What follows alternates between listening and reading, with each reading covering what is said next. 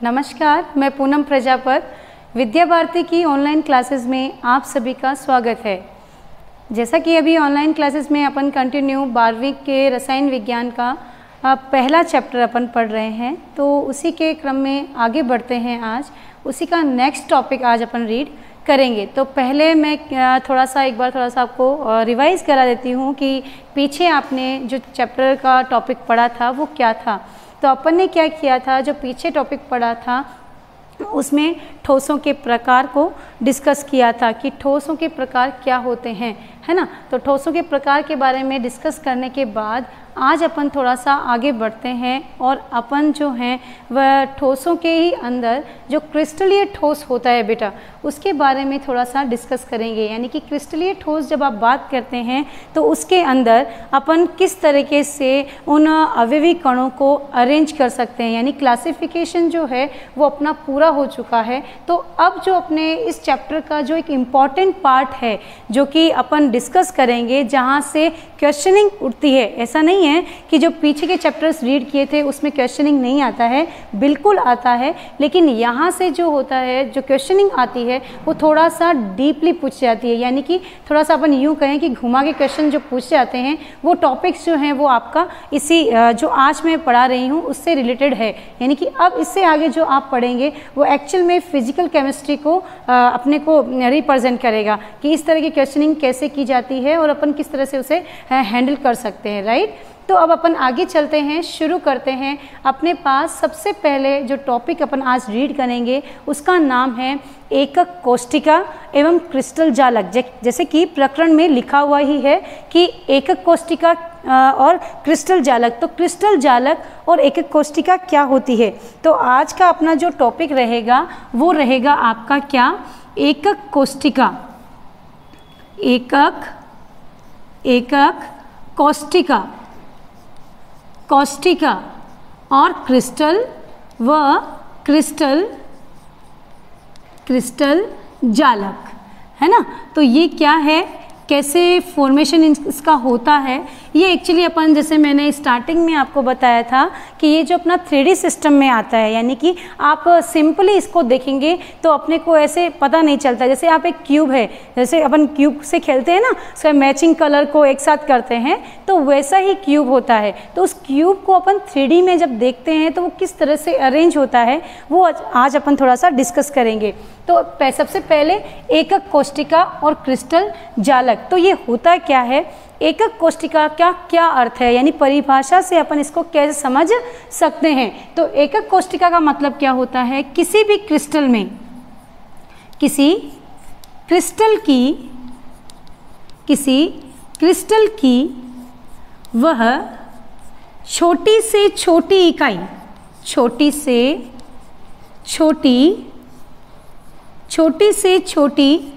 इकाई जिसकी पुनरावृत्ति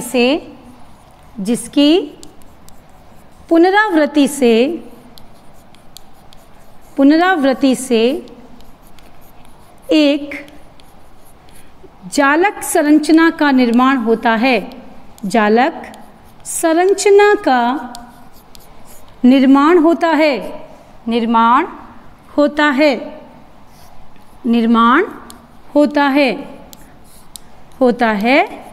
तो उस छोटी इकाई को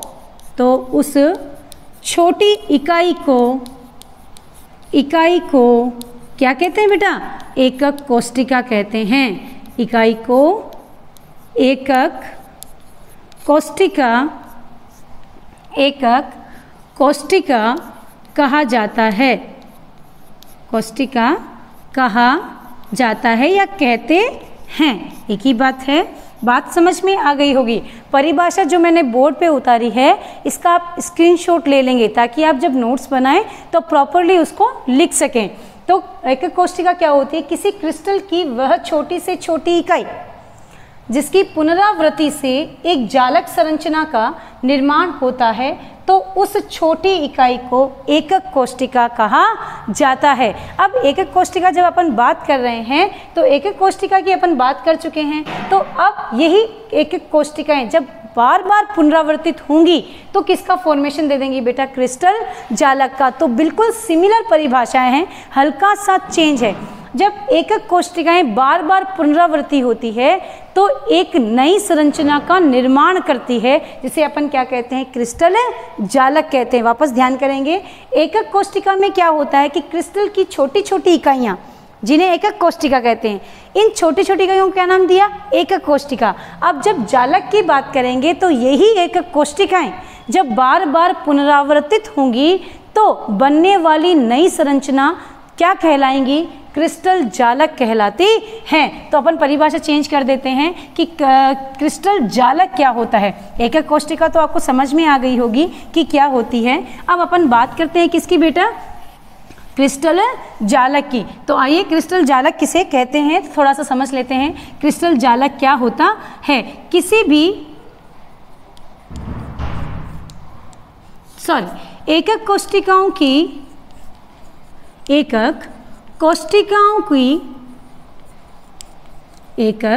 कोशिकाओं की पुनरावृत्ति से निर्मित नई संरचना क्रिस्टल जालक कहलाती है। नई संरचना क्या कहलाती है? क्रिस्टल जालक। मैं परिभाषा बोल भी रही हूँ, साथ में लिख भी रही हूँ, इसीलिए कि आप इसको अच्छे से नोट्स में उतार सकें, क्योंकि वो जितना अच्छे से आप लिखेंगे वो आपके लिए बेनिफिट रहेगा। एकक कोशिकाओं की पुनरावृत्ति से नई संरचना का क्या होता है? निर्मित नई संरचना क्रिस्टल जालक कहलाती है। अब ये कैसे बनती है? आप इसका स्क्रीनशॉट ले लेंगे ताकि आप इसको ले सकें, राइट। अब ये कैसे बनती है तो इसका मैं आपको एक डायग्राम बना के समझा रही हूँ। आप भी अपने घर पर अपने नोट्स में अच्छे से इसको बनाएंगे ताकि आपको भी ये बनाना आ जाए कि क्रिस्टल जालक कैसे बनता है। थोड़ा सा ध्यान करके बनाएंगे ताकि आपको भी ये अच्छे से समझ में आ जाए, क्योंकि ये चीज़ जब तक अपन करेंगे नहीं हाथ से तब तक डायग्राम बनना भी संभव नहीं है। ज़रूरी है कि आप भी इस तरह से मेरे साथ साथ ही बनाएं। ज़रूरी हो जाता है इन चीज़ों को हाथ से करना बेटा।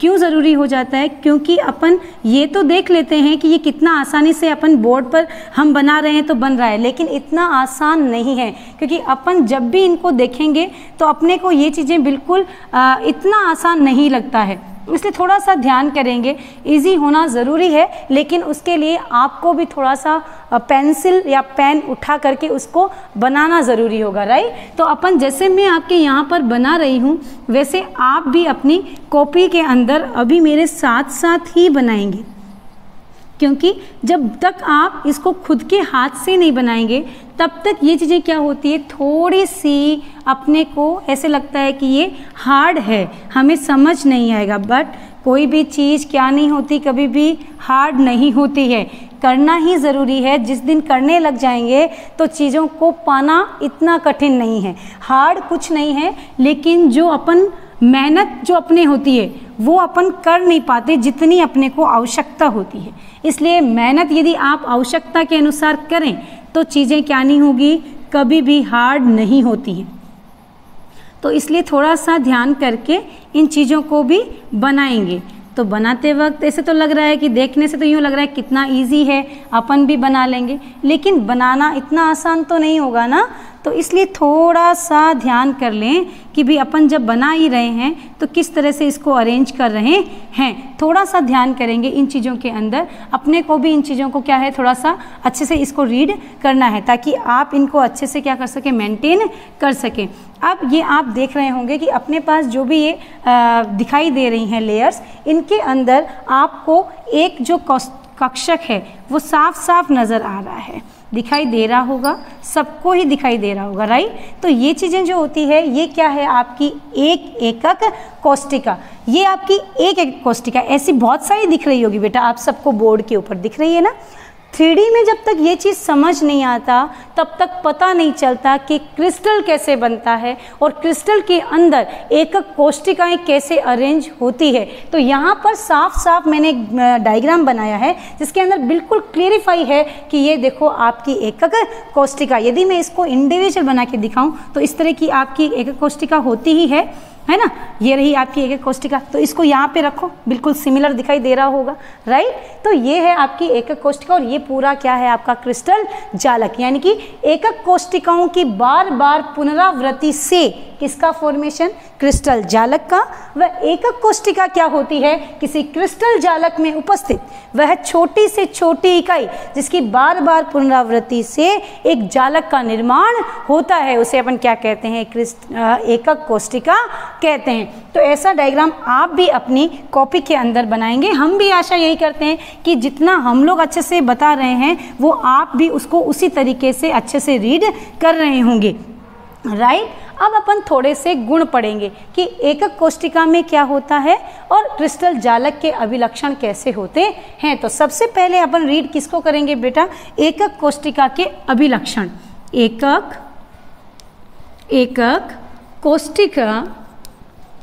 कोशिका के अभिलक्षण ये क्या होते हैं। वैसे तो अपन गुणों की बात करते हैं, अभिलक्षण मतलब किस रूप में इनको प्रदर्शित किया जाता है, ये किस प्रकार से दिखाई देते हैं, राइट। तो अपने ये रहा आपकी एक एकक कोशिका, मैं आपके सामने ही बना रही हूँ ताकि आपको भी ये चीज़ समझ में आए। क्योंकि बेटा जब तक अपन किसी डायग्राम को बनाकर नहीं बताते हैं तो थ्योरी को पढ़ना आसान नहीं, थ्योरी थोड़ा डिफ़िकल्ट हो जाती है जब तक अपन उसको समझते नहीं हैं। तो थोड़ा सा समझना ज़रूरी है। तो ये समझ रहे हैं कि यहाँ पर क्या है, एक क्या बनी हुई है, क्यूब बना हुआ है, एक घन बना हुआ है जिसे आप एकक कोशिका कह रहे हैं। इस एकक कोशिका में किनारे दिखाई दे रहे होंगे, है ना, हर एक एंगल से 3-3, यानी कि 3D सिस्टम समझ में आ रहा है, राइट। एक्स, वाई और जेड, किसी भी कोने को पकड़ो आप, यहाँ से किसी भी कोने को, 3 एक्सिस आपको हर जगह दिखाई दे रही है, राइट। तो ये जो 3 एक्सिस दिखाई दे रही है ये आपके यहाँ पर क्या है, किनारे हैं। क्या है बेटा, किनारे। इसे अपन भुजा कहते हैं। क्या कहते हैं, भुजा। एकक कोशिकाओं के अंदर 3 भुजाएं होती है। क्या होती हैं, 3 भुजाएं, यानी कि एकक कोशिका में भुजाओं को ए बी सी द्वारा प्रदर्शित किया जाता है। ए बी व सी द्वारा प्रदर्शित किया जाता है। तो अपना पहला अभिलक्षण क्या है, एकक कोशिकाओं को एकक कोशिका में उपस्थित किनारे या किनारों को भुजा द्वारा प्रदर्शित किया जाता है,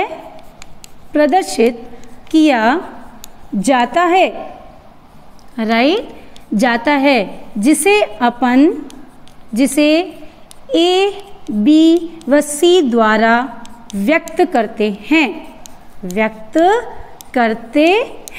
राइट। बात समझ में आ गई होगी कि एकक कोशिका के अभिलक्षण में पहला क्या है कि एकक कोशिका में उपस्थित किनारों को भुजा द्वारा प्रदर्शित किया जाता है जिसे ए बी सी द्वारा व्यक्त कर सकते हैं। मैंने साइड में एक डायग्राम बना के दिखाया है। ये एक आपकी एकक कोशिका है जिसमें ये किनारे हैं बेटा। इन किनारों को अपन क्या बोलते हैं, भुजा। और भुजा को कैसे व्यक्त करते हैं, ए बी और सी। दूसरा अभिलक्षण क्या होगा, तो दूसरा अभिलक्षण ये कहता है कि जब आप एकक कोशिकाओं को भुजाओं के रूप में व्यक्त करते हैं तो उन भुजाओं के बीच में कोई न कोई तो कोण होगा। तो उनका जो कोण होता है वो कोण जो होता है उसे किस प्रकार से प्रदर्शित करते हैं। तो ध्यान देंगे बच्चे इस तरह कि जब भी अपन भुजाओं की बात करते हैं तो इनके बीच एक बॉन्ड एंगल ज़रूर होता है। तो ए के सामने का कोण अल्फा, बी के सामने का कोण बीटा और सी के सामने का कोण गामा द्वारा प्रदर्शित किया जाता है। यानी कि अपन क्या बात लिखेंगे, दूसरा अभिलक्षण क्या बोलते हैं कि जब भुजाओं के बीच की दूरी को ज्ञात किया जाता है तो उन्हें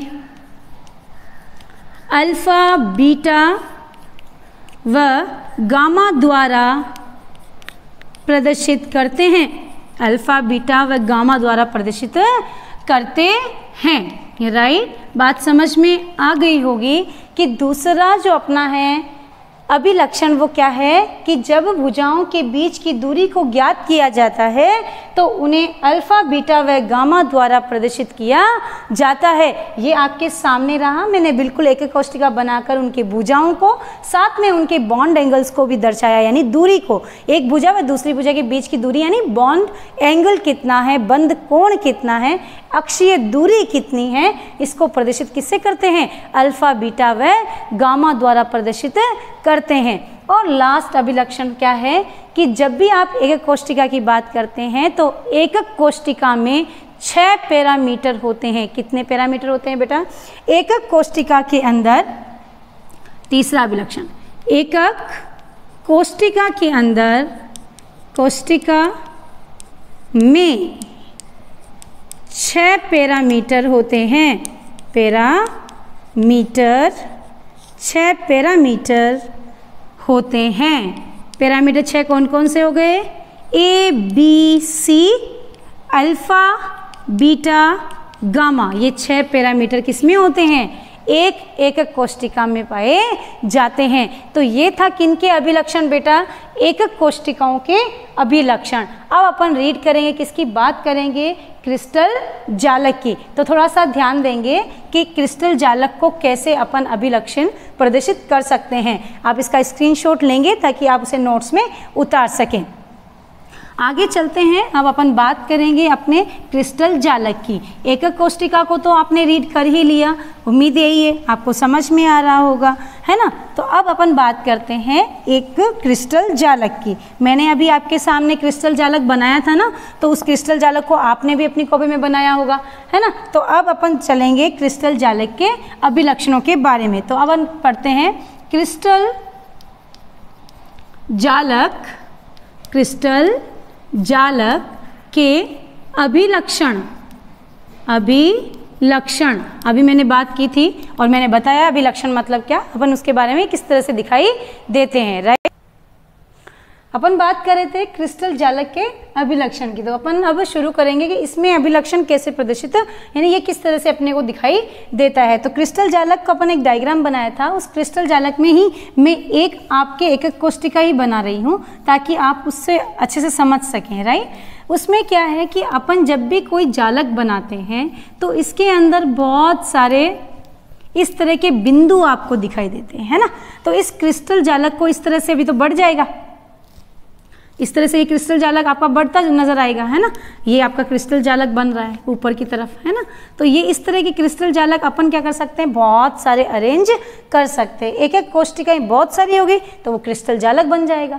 तो ये क्रिस्टल जालक के अंदर जो सबसे पहला पॉइंट अपन पढ़ेंगे वो क्या है कि कोई भी क्रिस्टल जालक में जो अवयवी कण होते हैं उन्हें अपन जालक बिंदु कहते हैं। क्या कहते हैं? क्रिस्टल के अंदर जो भी अवयवी कण हैं वो किसके रूप में प्रदर्शित किए जाते हैं? जालक बिंदु द्वारा प्रदर्शित किए जाते हैं। यानी कि पहला अभिलक्षण क्या हो गया? क्रिस्टल जालक में उपस्थित, क्रिस्टल जालक में उपस्थित अवयवी कण जालक बिंदु द्वारा प्रदर्शित किए जाते हैं। जालक बिंदु द्वारा प्रदर्शित किए जाते हैं। समझ में आ रही होगी, प्रदर्शित किए जाते हैं। तो कैसे प्रदर्शित किए जाते हैं? सामने डायग्राम बनाया हुआ है, आपको दिख रहा होगा। ये रहे आपके अवयवी कण। ये अवयवी कण जो होते हैं इन्हें क्या कहा जाता है? जालक बिंदु। जालक बिंदु कह दिया। अब दूसरा पॉइंट क्या आता है कि जब इन जालक बिंदुओं को आप प्रदर्शित करते हैं तो इन जालक बिंदुओं को एक सीधी रेखा द्वारा मिलाया जाता है। बिल्कुल साफ दिख रहा है। जालक बिंदुओं को जब परस्पर एक सीधी रेखा द्वारा मिलाया जाता है तो एक क्रिस्टल जालक का या नई संरचना का निर्माण होता है। यानी दूसरा पॉइंट आपका क्या है कि जालक बिंदुओं को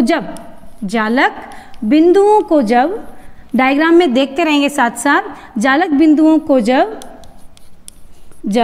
सीधी रेखा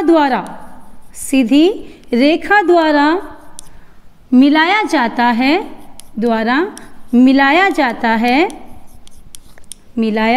है तो एक नई